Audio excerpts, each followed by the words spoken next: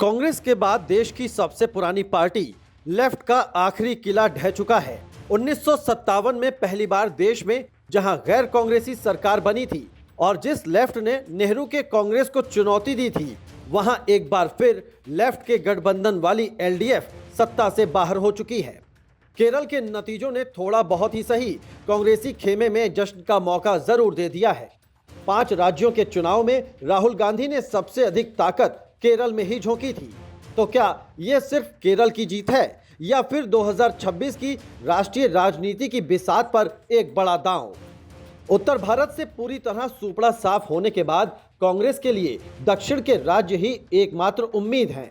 इस वक्त महज 3 राज्यों में कांग्रेस का मुख्यमंत्री है।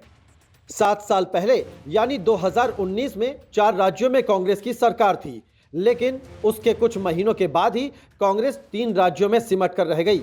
अब केरल में जीत के बाद आंकड़ा फिर बढ़ चुका है, जिसके बाद जीत के कारण 10 साल बाद केरल में कांग्रेस का मुख्यमंत्री होगा। कांग्रेस ने 7 साल बाद नया रिकॉर्ड बनाया है। दरअसल इस जीत के कई मायने हैं। पहला, कांग्रेस के लिए ये किसी ऑक्सीजन से कम नहीं है।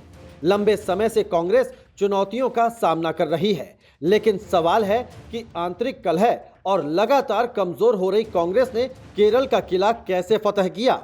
केरल में जीत के लिए कांग्रेस ने बीजेपी वाली रणनीति अपनाई। गठबंधन को मजबूत करने के लिए स्थानीय स्तर पर 3 छोटी पार्टियों के साथ गठबंधन किया ताकि वोट बैंक का दायरा बढ़ाया जा सके, जिसका नतीजा रहा कि बंगाल की तरह केरल के एंटी लेफ्ट वोटरों में बंटवारा नहीं हुआ।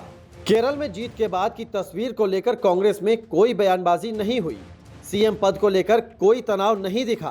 केसी वेणुगोपाल के समर्थक और विरोधी एक साथ एक मंच पर दिखाई दिए, जिससे कांग्रेस को नुकसान नहीं हुआ।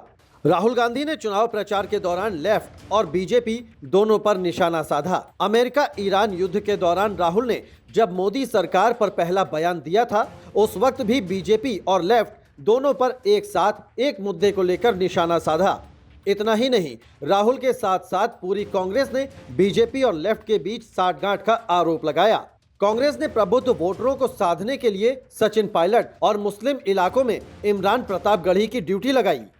तकरीबन सभी एग्जिट पोल में दावा किया गया था कि केरल में पी विजयन को लेकर लोगों में नाराजगी नहीं है, लेकिन उनके विधायक और मंत्री को लेकर लोगों में आक्रोश है। कहना यह भी गलत नहीं होगा कि लेफ्ट की 10 साल की एंटी इनकम्बेंसी और विजयन की बढ़ती उम्र का भी वोटिंग पैटर्न पर असर पड़ा होगा। केरल की जीत के बाद अब एक और राज्य में कांग्रेस का मुख्यमंत्री होगा, लेकिन सवाल है कि क्या केरल का विजय रथ लेकर राहुल किसी और राज्य में सत्ता का समीकरण साध पाएंगे? हालांकि इसकी संभावना काफी कम है, क्योंकि सीपीआईएम और बीजेपी के खिलाफ जो समीकरण केरल में काम करता है, वो उत्तर भारत या पश्चिम भारत में उसी तरह नहीं दोहराया जा सकता। हर राज्य के अलग चुनावी मुद्दे होते हैं।